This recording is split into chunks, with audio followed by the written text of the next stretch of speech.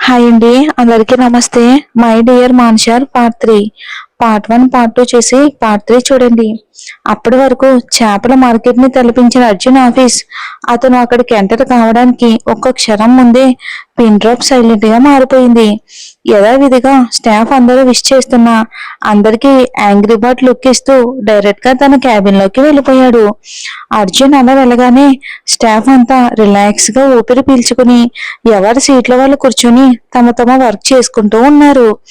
ఎందుకంటే అక్కడ ఉన్నవన్నీ గెడ్డాలు మీసాలే కాబట్టి లైన్ వేసుకోవడానికి సోది చెప్పుకోవడానికి అమ్మాయిలు లేకపోవడంతో అర్జున్ స్టాఫ్ అంతా చాలా సిన్సియర్ గా వర్క్ చేసుకుంటూ ఉంటారు.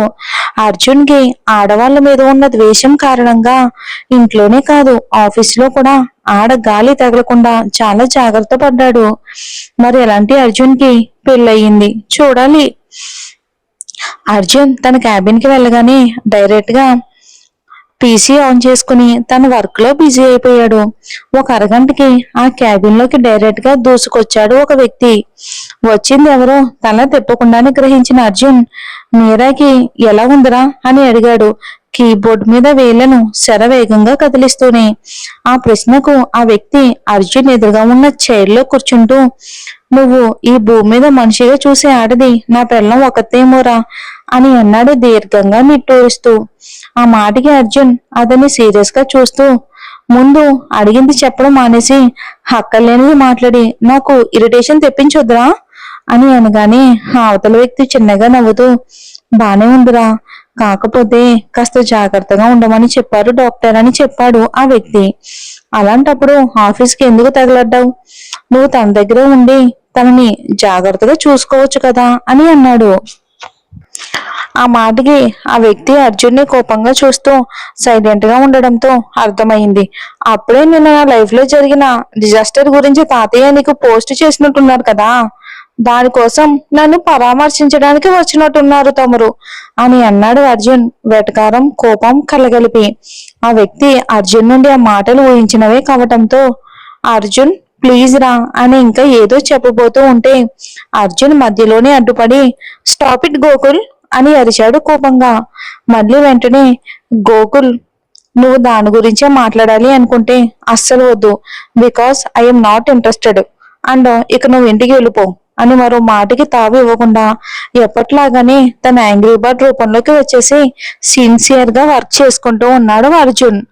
ఇక అర్జున్ని కదిపినా అతని నోటి నుండి వచ్చే తిట్ల పురాణాన్ని వినే ధైర్యం లేని గోకుల్ సైలెంట్ గా లేచి వెళ్ళిపోతూ ఉంటే, అవును, ఈ డిజాస్టర్ గురించి మీరాకి చెప్పావా అని అడిగాడు అర్జున్ సీరియస్ గా గోకుల్ని. ఆ ప్రశ్నకు గోకుల్ వెళ్ళేవాడల్లా ఆగి, లేదురా, దానికి గాని విషయం తెలిస్తే ఇల్లు పీకి పందిరేస్తుంది. ముందుగా స్నేహాన్ని చూడాలని కలవాలి అని చాలా గొడవ చేస్తుంది. అందుకే ఇక టైం చూసుకుని తన హెల్త్ కొంచెం సెట్ అయ్యాక చెప్దామని అనుకున్నా అంటాడు గోకుల్. అతని మాటలకు అర్జున్ ఆలోచిస్తూ, అవునరా గోకుల్, ఇంతకీ స్నేహ ఎవరు అని అడిగాడు. అర్జున్ కి స్నేహ ఎవరో తెలియక ఆ ప్రశ్నకు గోకుల్ షాక్ అయ్యి బాతు గుడ్లంతా కళ్ళు చేసుకుని చూస్తూ, రే అర్జున్, ఎంత ఇష్టం లేకపోయినా పెళ్లి చేసుకున్నా నీకు నీ పెళ్ళం పేరు తెలియదని మాత్రం చెప్పొద్దురా. అది విని నేను నా తలని ఏ గోడకు పెట్టి కొట్టుకోవాలో కూడా నాకు అర్థం కావట్లేదు అంటాడు దీనంగా గోకుల్. గోకుల్ మాటకి అర్జున్ సీరియస్ గా, అసలు జరిగింది పెళ్లి అని ఒప్పుకోవడానికి సిద్ధంగా లేను నేను. అయితే నేను ఇంటికి వెళ్ళి మా చెల్లిని కలవాలి, బాయ్ అని ముందుకు కదలబోతూ ఉంటే అర్జున్ కోపంగా తన చేతికి అందుబాటులో ఉన్న పెన్ స్టాండ్ గోకుల్ మీదకి విసిరేశాడు.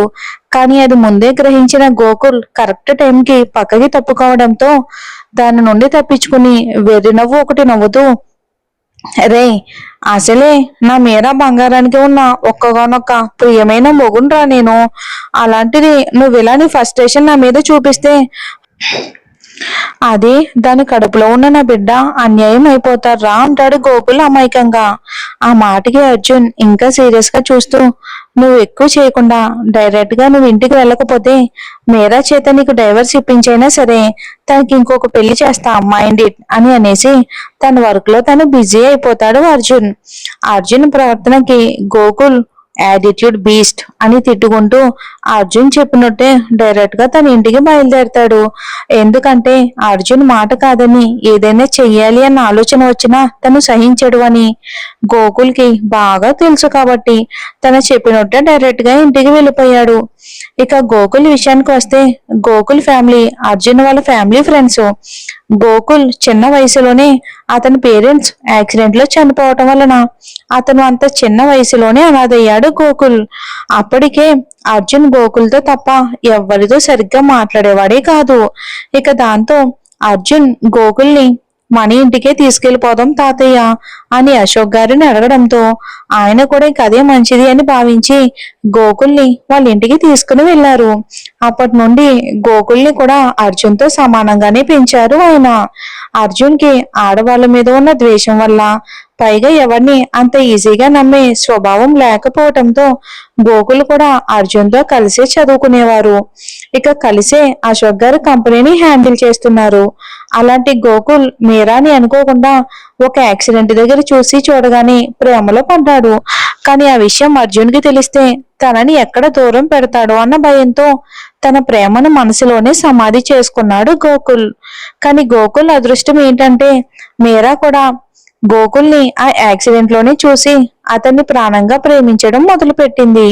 అనుకోని పరిస్థితిలో అర్జున్ గురించి తెలుసుకున్న మీరా గోకుల్ జీవితంలోకి వెళ్లి అతనికి అర్జున్ని దూరం చేయటం ఇష్టం లేక తను కూడా ఏం మాట్లాడకుండా ఉండిపోయింది.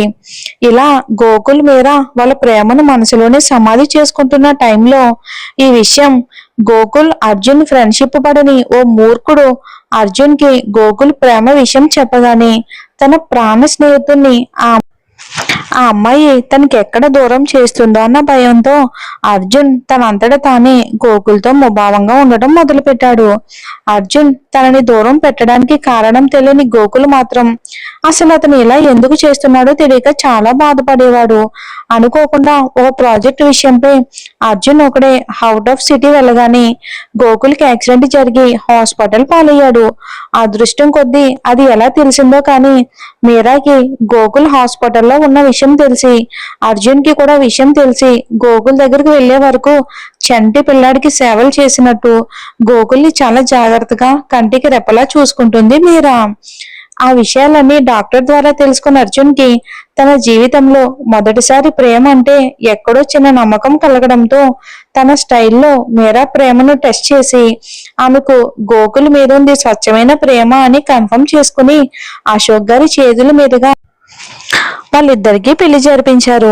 ఇద్దరికి ప్రైవసీ ఉండాలని అశోక్ గారు మీరా పేరు మీద ఒక ఫ్లాట్ ని గిఫ్ట్ చేయడంతో కొన్నాళ్ళు అక్కడే ఉంటామంటూ ఇద్దరు అక్కడికే షిఫ్ట్ అయిపోయారు.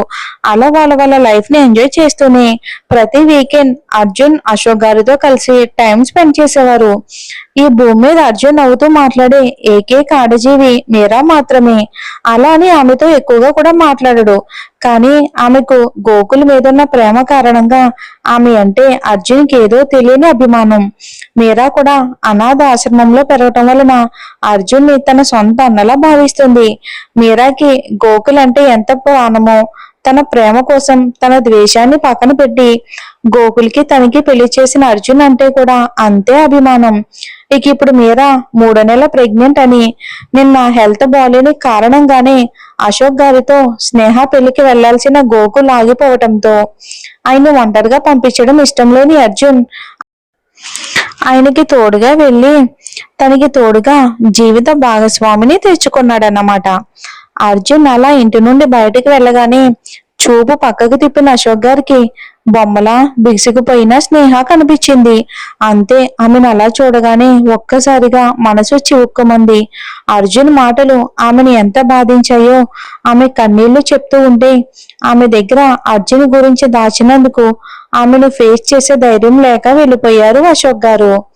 అలా అని ఆమెను అలానే వదలడానికి మనసు ఒప్పుకోకపోవడంతో కష్టంగా మనసుని రాయి చేసుకుని మెల్లగా స్టిక్ సహాయంతో లేచి స్నేహ చేయి పట్టుకుని డైనింగ్ టేబుల్ దగ్గరకు తీసుకుని వచ్చి కూర్చోబెట్టి రాజయ్యకి సైగ చేయటంతో అతను స్నేహకి ఒక ప్లేట్లో టిఫిన్ వడ్డించగానే అమ్మా స్నేహ అంటూ ఇంకా శూన్యంలోకి చూస్తూ ఆయన స్పర్శకి తేరుకున్న స్నేహ గట్టిగా ఏడుస్తూ తన పక్కన నిలబడ్డ అశోక్ గారిని చుట్టేసి ఆయన కడుపులో తల దాచుకుని, ఎందుకు తాతయ్య నా జీవితంతో దేవుడు ఎప్పుడు ఇలా ఆడుకుంటున్నాడు? నేనేం పాపం చేశానని నన్ను ఇలా వేధిస్తున్నాడు అని అంటూ, కన్నవాళ్ళకి ఇటు కట్టుకున్న వాడికి కూడా కాకుండా చేశాడు నన్ను. నేను ఎవరికి అక్కర్లేదు తాతయ్య. ఇప్పటి వరకు చేయని వాటికి శిక్షిస్తూనే వచ్చాడు దేవుడు. కనీసం ఇప్పుడైనా నా మీద జాలి కలగలేదేమో తాతయ్య అని అంటూ 2 రోజుల నుంచి ఇంకిపోయిన కన్నీళ్లు గట్టు తెగిన గోదావరిలా ప్రవహిస్తూ ఉంటే వాటికి స్వేచ్ఛనిచ్చి తన గుండెల్లో గూడు కట్టుకుపోయిన బాధని తనకు తెలియకుండానే అశోక్ గారితో షేర్ చేసుకుంటుంది స్నేహ. స్నేహ మాటలకి అశోక్ గారికే కాదు, పక్కనే ఉన్న రాజయ్య కూడా కళ్ళల్లో సన్నటి కన్నీటి పొరలుముకుంది. అశోక్ గారు స్నేహ తల నిమురుతూ, అలా మాట్లాడుకు స్నేహ, నీకెవరూ లేరని ఎలా అనుకుంటున్నావు? నీకెవరున్నా లేకపోయినా ఈ తాతయ్య ఉన్నాడు బంగారం. అర్జున్ కూడా ఉన్నాడు. కాకపోతే ఆ బండరాయిని కరిగించడానికి కొంచెం టైం పడుతుంది తల్లి అనగానే ఆ మాటికి మరింతగా వెక్కి వెక్కి ఏడుస్తూ ఉండిపోయింది స్నేహ. అశోక్ గారు కోరుకున్నట్టు అర్జున్ స్నేహాలు ఒకటవుతారా?